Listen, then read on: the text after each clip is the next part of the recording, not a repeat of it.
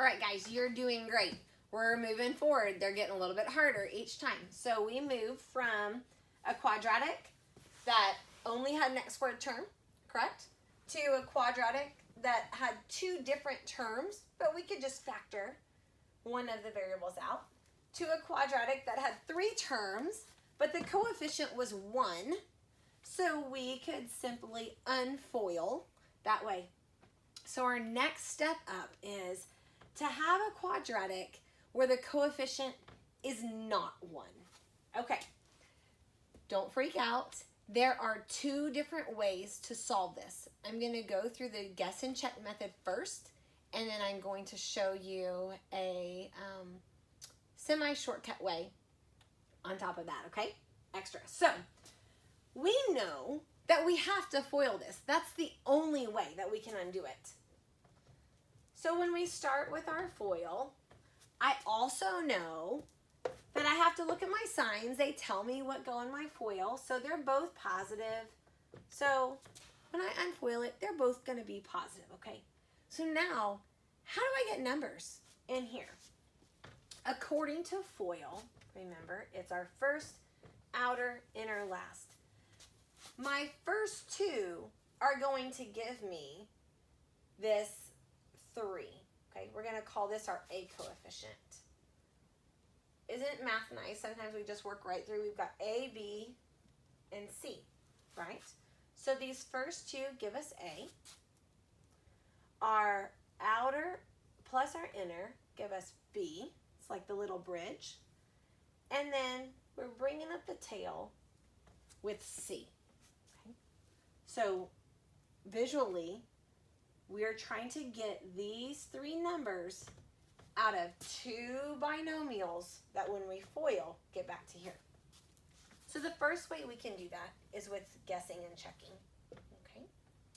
Now on this one, I know that my first two have to add up to 3.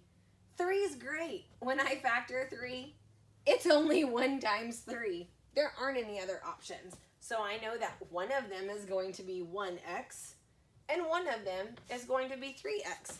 That was pretty easy. Okay. I also have a pretty easy one down here with 2. The factors of 2 are 2 times 1.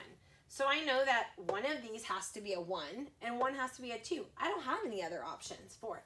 However, I have got to get 7. Okay, so let's look at it. If I put a 1 in the middle and I'm multiplying a 1 times a 3, I would have a 3. And if I put a 2 on the outside, I would have 1 times 2, which is 2. 3 plus 2 is 5. That doesn't give me 7. So what happens if I change them around? What if I multiply the 2 times the 3 and I end up with 6?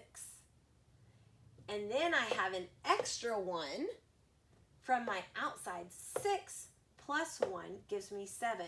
Ta-da! All right, that one was pretty easy. I now know that I have x plus 2 times 3x plus 1 equals 0. So what are our answers? We set each one equal to 0.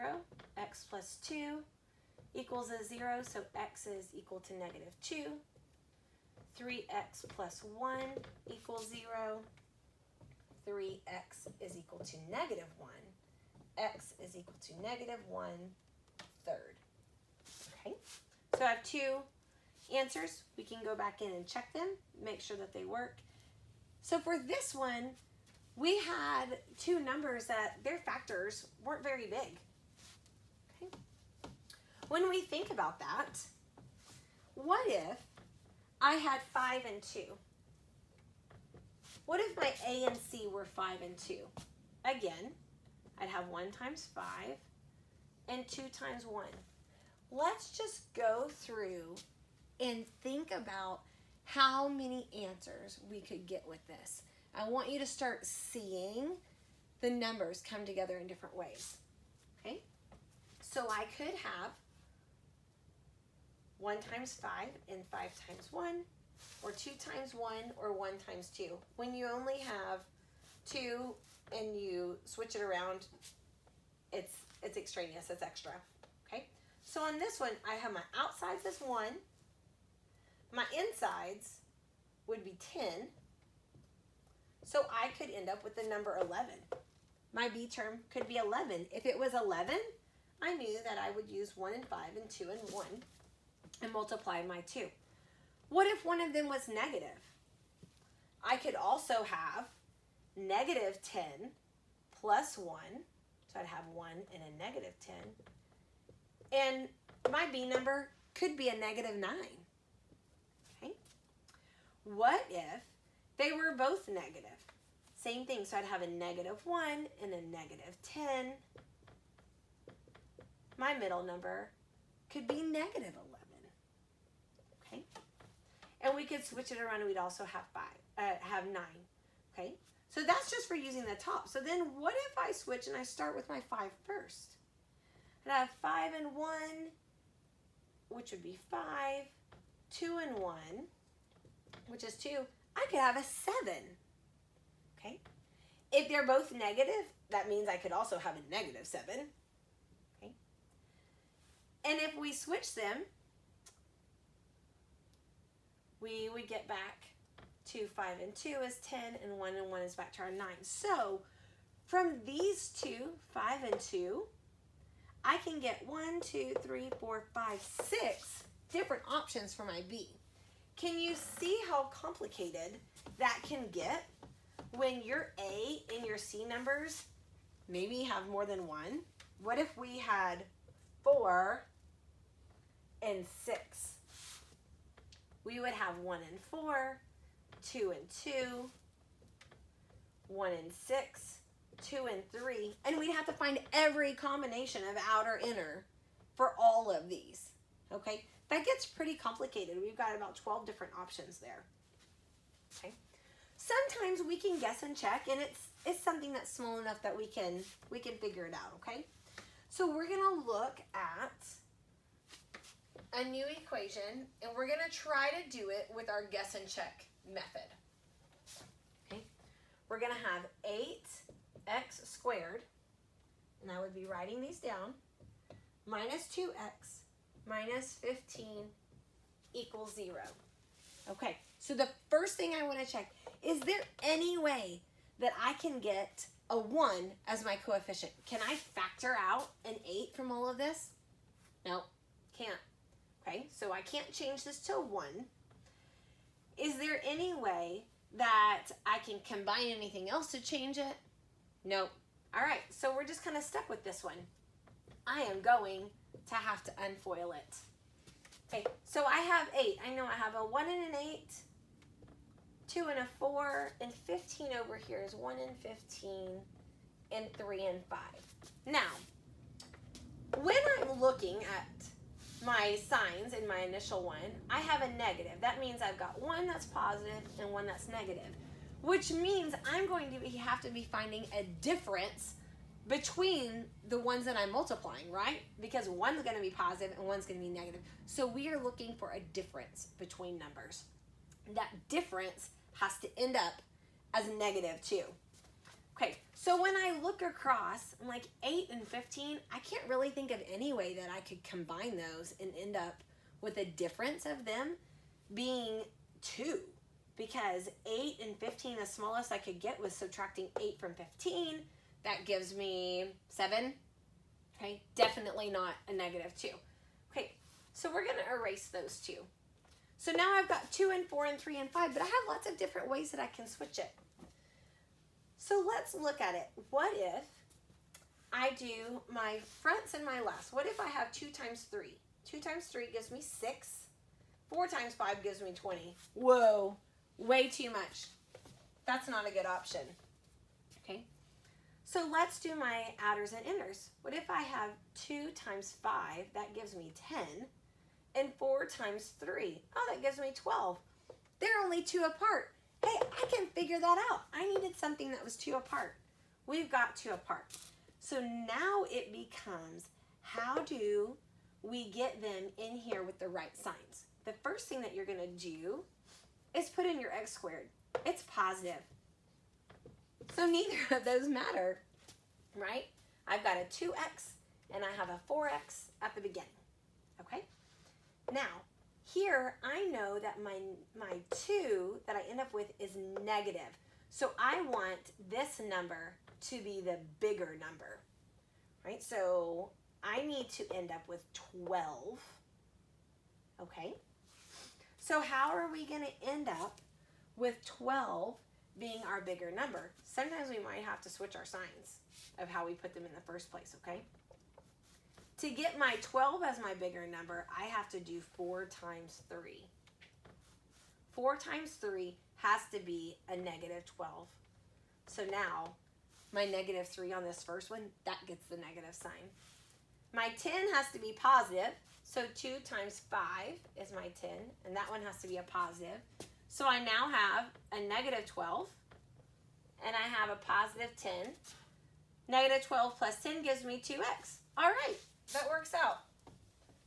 Now I have successfully unfoiled, and we would just set each side, each little binomial, set it to 0. So we have 2x minus 3 equals 0. 4x plus 5 equals 0. X is equal to 3 halves. And x is equal to negative 5 fourths. Okay, so in that one, it started out a little complicated, but we were able to see some factor pairs that could work together, that worked really well. What happens when those start getting a lot bigger? Okay. There is a little formula, and there is a sheet that I have given you guys. It's the Factoring Quadratics flowchart. So these are answering our questions. You know, when we're going through, first, can you just factor something to the outside? Yes. All right. Were we able to factor it FOILly with a difference of squares? Were we able to find factors that would add up to it because our coefficient was 1? These are just flow charts to it. This back one here, this is the one that we are going to walk through to figure out how do we solve 8x squared minus 2x minus 15 equals 0 when we're really not sure about all the factors, okay? So, remember when we labeled each of our sections, the very first one is A, the second one is B, the third one is C, okay? We need to know this because this is, they will always, the x squared factor will always be A. The x factor coefficient will always be B, and your constant will always be C. You will need to know these as we move forward for the quadratic formula, okay? So, there is a trick where we can find a magic number, all right? So, hang with me here. Our magic number is going to be A times C. So, my A here is 8. My C is negative 15. All right. So when I do 8 times 15, I'm going to get negative 120. Okay. So now I have this random new number. Okay. Now we are going to factor our new number. This is called our magic number, or AC, on your worksheet. It's called your magic number. Okay. So now I want to try to get negative 2 out of 120. Often what you will find is that whenever we have multiplied our A times C, we end up with a number that we can easily see that factor. This is the point of it. Well, 120 is 12 times 10. They have a difference of 2, right? My negative number is going to be my largest, so 12 is going to be positive. It's going to be negative, sorry, and 10 is going to be positive, okay? So I automatically know that I have this 12 and this 10 here. Now, this factor gets to plug back in right in the middle, okay? So we're going to end up with 8x squared negative 12x. So these are our b terms.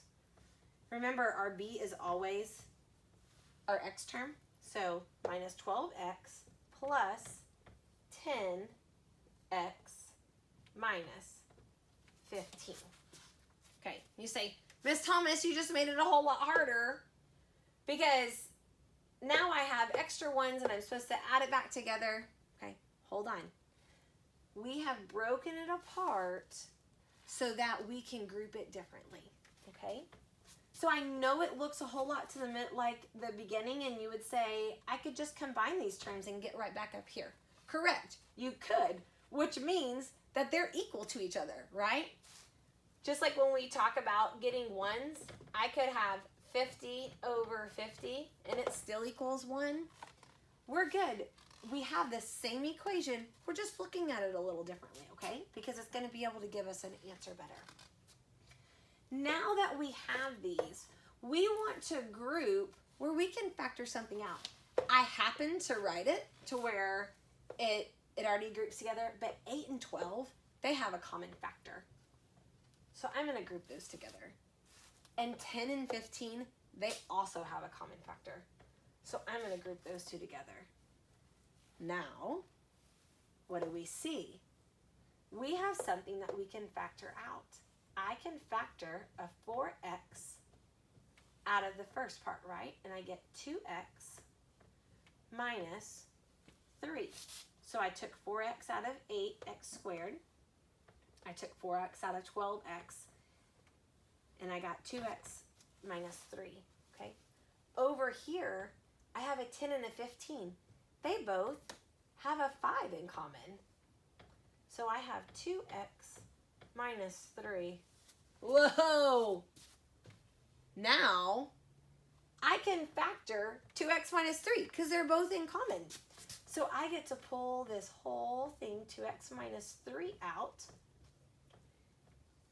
Let me use brackets here. So when we have pulled both of these out to the front, we're left with what's on the inside, right? So my new little binomial is 4x plus 5. Okay? So we ended up with the same thing that we had in the first place, right? So we still ended up with x equals 3 halves and x equals negative 5/4. So we should have gotten the same thing for both of those. So this is the AC magic number problem. So let's work. I want you to have your papers, and I'm going to work through the equation that's on there so that you can just see the steps. We can talk through the different steps. So they have 6x squared minus 11x is negative 10. Okay, we want our magic number. Our magic number is a times c. So I have 6 times, it's negative 10. So you will notice that they said AC is equal to 60 because they left the negative out. That's also okay. But if you go ahead and you leave it in, then that eliminates a step of you having to figure out which one is bigger and what one needs to be the positive and what one needs to be the negative. So I have negative 60. I want to end up with 11 out of this. Okay, so I think about 60. I have 1 times 60, 2 times 30, 4 times 15. 4 and 15, because it's a negative, I need a difference. 4 and 15, 15 minus 4 gives me 11. Okay, so I know that I need a negative 15 and I need a positive 4. Okay, now this is our new B. It's going right in the middle. So our 6x squared stays. Okay, I now have 4x minus 15x minus 10. Okay, so all we've done is taken the new factors that we got and we've just plugged them right in the middle. Okay, and we want to group the ones that have things in common. Group our first ones now. This is a tricky one because the negative goes with the 15. If we were to group it separately, then if I truly distributed it back in, that would change our 10 value, correct? So I've made sure to go ahead and group it in. You could also rewrite it as plus and minus, whatever way that works. So in our first one, we're going to factor out 2x, and we get 3x plus, whoops, my family says it's time for bed, 3x plus 2, okay? In my other one, I'm going to factor out a negative 5, okay? So I have 3x plus 2, because a negative 5 times a positive 2 gives me that negative 10, okay? If you did this successfully, these should be the same. So I take out my entire polynomial, my little binomial that matches. What is left is my 2x minus 5, okay? So we would set each of those to 0. X is equal to negative 2/3, right? And x is equal to 5/2, okay? So those are the steps of walking through on our how to factor no. When it says no GFC, that means greatest common factor. That means we weren't able to pull something out of them to get us a 1 coefficient at the beginning. Okay, so that's our steps on that.